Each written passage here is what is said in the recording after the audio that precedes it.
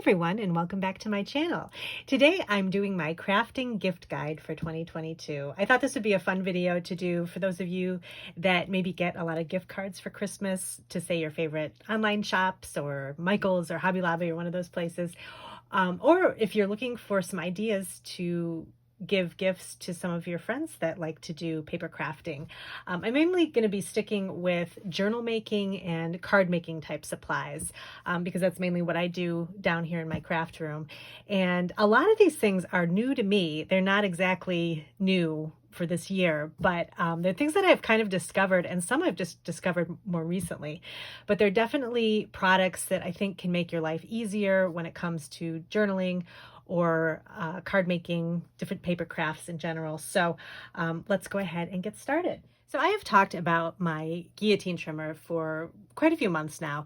I've never had one before this year, and I decided to buy one because I had heard people say on different YouTube channels that this was actually one of their favorite cutters, and they liked it better than, say, a slide paper trimmer or other things. They said this is more precise, and I completely agree.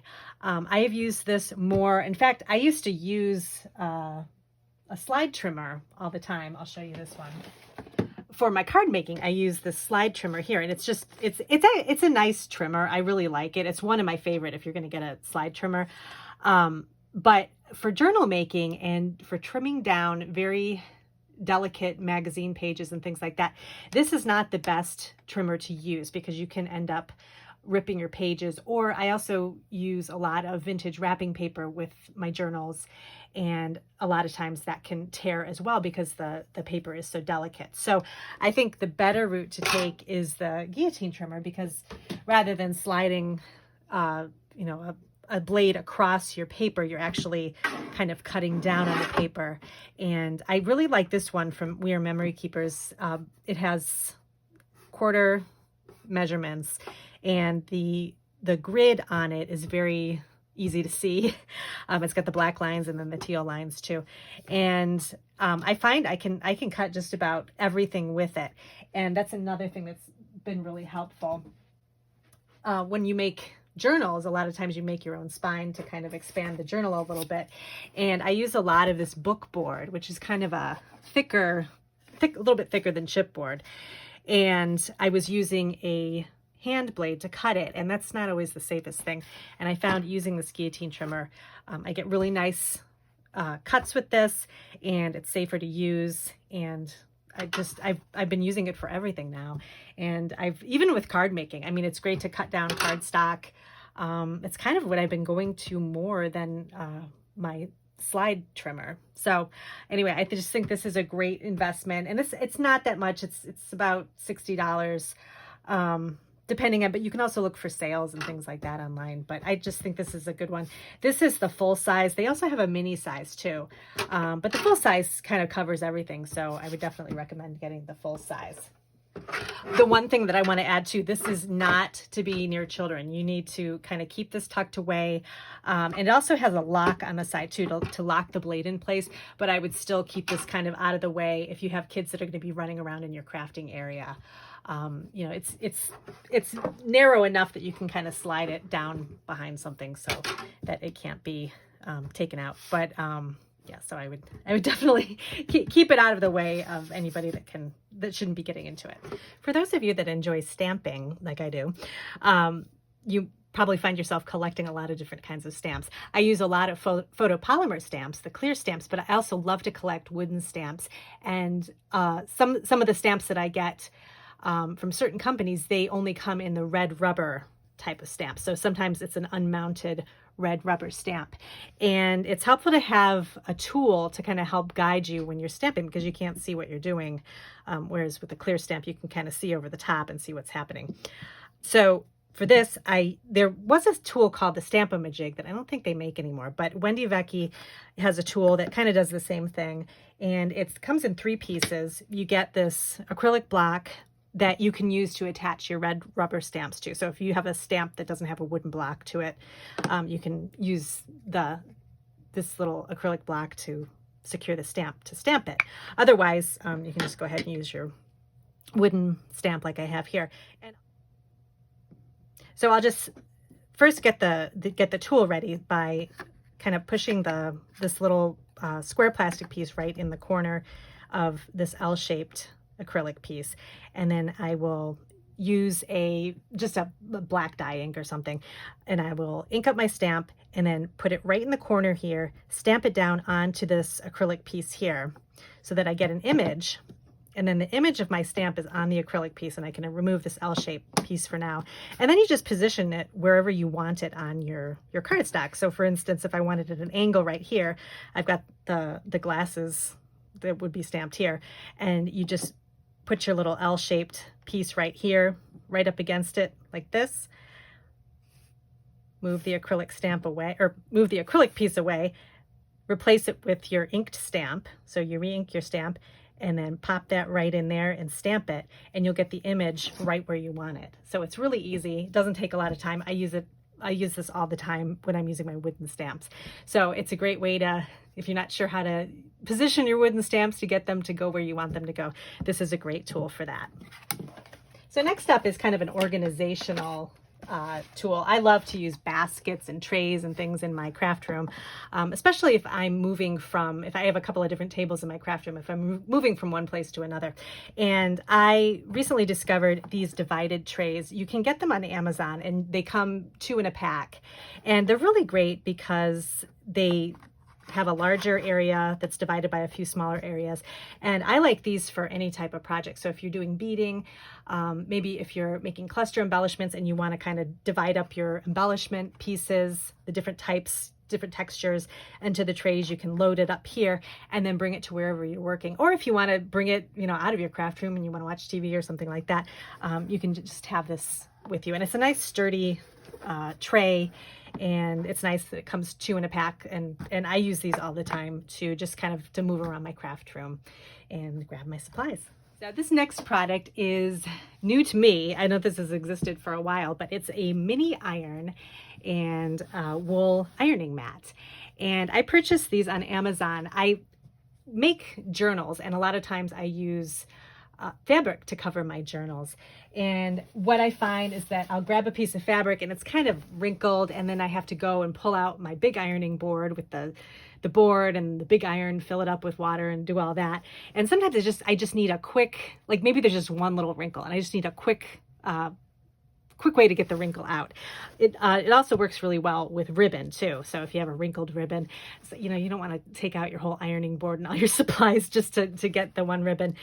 And so I found this mini iron on Amazon, and it's so cute. It comes in a bunch of different colors, and it's very small. It is not a steam iron, so it just works from heat, but it has different levels of heat that you can adjust. I would use the max heat for what I use is mainly just cloth fabric, but it's great. And you can use, this comes separately. This is a wool mat, so it works like an ironing board, but you can set it on top of any surface and it'll protect the surface from the heat. And then all you do is, this was actually a wrinkled piece of material, and it worked pretty well to get out the creases. You just kind of run it over the top. The directions recommend that you spray it with water, and that really does help. And it kind of gives that steam that you need to kind of get more wrinkles out. But you can also use it dry too, but the water worked really well when I used that. So the only thing with this is the cord is not super long, so if you don't have a plug right next to your surface that you're ironing on, you may need to use some sort of a extension cord or something like that. But I don't keep this plugged in all the time or anything, so so that's just something to keep in mind. It's not a super long cord, but this is just kind of one of those like things you wouldn't think to get, but actually becomes very useful in your craft room. So definitely something fun to put on your list. So I was talking about wrinkled ribbon before. Another issue I have with ribbon, I use ribbon a lot on my journals. So to decorate the pages of my journals, and also to decorate the front covers and the spines of my journals too. But I find after I glue the ribbon down, every once in a while, or a lot of the time, you actually get some fraying on the area that you cut on the ribbon. And this little tool, this is from Wear Memory Keepers. It's a ribbon cutter. It's battery operated. And what it does is it cuts your ribbon and then seals the end so that the ends won't fray. And it's really it really works. I actually did it to the end of this ribbon here. I cut it into a little fishtail, and then it sealed the edges there, and there's nothing coming off of it. It's not frayed at all. So I'll kind of show you how it works. It's you heat it up. All you do is turn it on. So you just open up the top, and then you put your ribbon in. Depending on what you want, you can do different angles to get different cuts. I'll just show you a straight cut right now. But you just pop your ribbon into here, and then you kind of fold the top down, and then you press the top really quick, and it will trim the ribbon and seal it. And you see right there. So it works really great. And then you can, fold it in half and then put it through that way, and then you get a nice little fishtail design. And there's different ways you can do it. But this is great. It's I actually just recently got this because I saw it on, I forget where I saw it. I think Amazon, it popped up on Amazon, and I was thinking, oh, this might be something that's useful. It actually really is. So I'm excited to try this on my new journals that I start doing for springtime and see how they work with the ribbon that I like to put on the front. For those of you that like to make your own book covers for your journals, I have this really fun tool that, again, I just recently discovered. This is also from We Are Memory Keepers, and it's called the Book Cover Guide. And it's basically just this metal piece that does a lot of different things. So first of all, here, let me get this. I made kind of just a fake spine to kind of show you how it works. So most of you that make book covers and spines, you know that you have to, you cut the covers off, and then you create your own spine. So however thick it is, you also, when you secure your spine to the sides of the covers, you want to have a little bit of space in between to allow for the book to open and close. Well, this little tool makes the perfect amount of space in between the spine and the covers. So all you do is, here, I'll show this. Let me make sure this gets on camera. So you pop this little piece right here. You pop it right next to the book cover, and then you've got your spine next to it. And then you know that that is the perfect space between your spine and that cover. And then you just do it on the other side too. So you get perfect spacing. And then you can just secure your spine however you like to do it, whether it's Tyvek tape or whatever. But I don't know. I thought this was kind of, more useful than just making sure that you always get the perfect spacing every time. So that's really nice. But the other things that the tool does too is, let me get that piece of fabric again. It allows you to be able to kind of get the right amount of fabric to cover the front of your journals too. So let me show you here with this same fabric. So say you have your cover here, and you want to do the kind of the fold over technique with the gluing the fabric over your cover. You would use this tool again to kind of measure out the corners. And then you just move your book cover up against it. And you have everything all set up here. And then it's just the right amount to fold over the top of your journal. And then another thing you can do is, in order to trim the fabric that you need, you can set this little tool in like this, and then trim off the side like that. So you get a nice folded corner. And the We Are Memory Keepers YouTube channel has great videos. They do the really quick time videos and showing how everything works with this. So those are always good to look at too. So I'm excited to use this too when I start doing more journal making after the Christmas season. So I have one other kind of journal helper that I also recently just discovered. This is from We Are Memory Keepers, and this is called the Bookbinding Guide. And this is for those of you that like to sew your journals together, so sewing pages into your journals. This gives you different stitches you can do. I like it because it can do a basic pamphlet stitch, but it can also do all kinds of, they show you here on the back, you can do all these kind of fancy stitches too, using the different holes in this little tool. And they have videos and everything that you can refer to that kind of show you how to do it. But I like it I just use basic pamphlet stitches for most of my signatures that I'm putting into journals. And so that's what this side of the tool is for. It's kind of grooved down, so you can set your folded signatures, and you can do, one whole signature that has, however, 10 pages or something, and you just pop it right up into here, and then you can figure out, where you want your holes to be placed. Like if you just like to have 3 holes, you can just kind of measure out the 3 holes where you like them to go, and you secure each end with the screws here, and then you just poke your holes in on the signature. And it comes with a bunch of tools. It has this little awl that you can use to poke the holes in, and the tool has a kind of a foam piece inside of it, so when you're poking the holes, it just goes into the foam piece.